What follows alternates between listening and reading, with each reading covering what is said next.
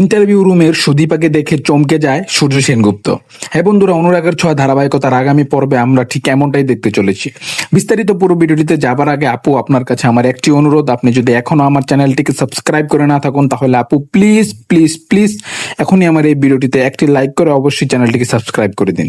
হিমাদ্রি বাবু তার নিজের মেয়েকে দেওয়া কথা রাখতে পারে না, সে কাজের ব্যস্ততার কারণে দীপার সাথে যেতে পারে না। অন্যদিক দিয়ে দীপা খোঁজাখুঁজি করতে থাকে হিমাদ্রি বাবুকে কোনোভাবে ফোনেও পাওয়া যাচ্ছিল না।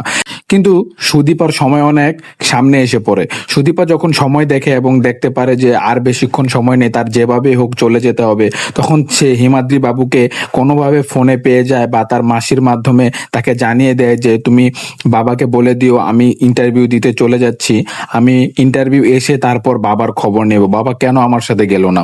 সে যখন হসপিটালে উপস্থিত হয় তখন সে জায়গায় সে একজনের কথা শুনতে পারে যে ইন্টারভিউ রুমে সূর্য সেনগুপ্ত নামক একজন রয়েছে, সে অনেক বড় কার্ডিওলজিস্ট, সেই মূলত নতুন ছাত্রছাত্রীদের ইন্টারভিউ গুলো নিচ্ছে। তখন সুদীপা ভয় পেতে থাকে এবং বলতে থাকে যদি আমি ইন্টারভিউতে সিলেক্ট না হই তাহলে কি আমার সকল স্বপ্ন শেষ হয়ে যাবে।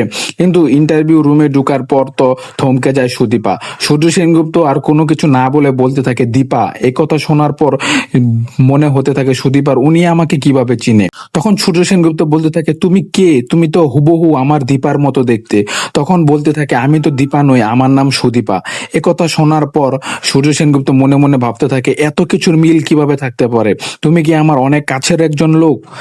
এর পরবর্তীতে অনুরাগের ছোঁয়া ধারাবাহিকতায় কি কি হতে যাচ্ছে তা আপনারা সবার আগে জানতে হলে আমার চ্যানেলটির সাথেই থাকতে হবে। আপনারা যদি এখনো আমার চ্যানেলটিকে লাইক এন্ড সাবস্ক্রাইব করে না থাকুন তাহলে এখনই সাবস্ক্রাইব করে দিন। পাশে থাকার জন্য ধন্যবাদ। ভালো থাকবেন, সুস্থ থাকবেন।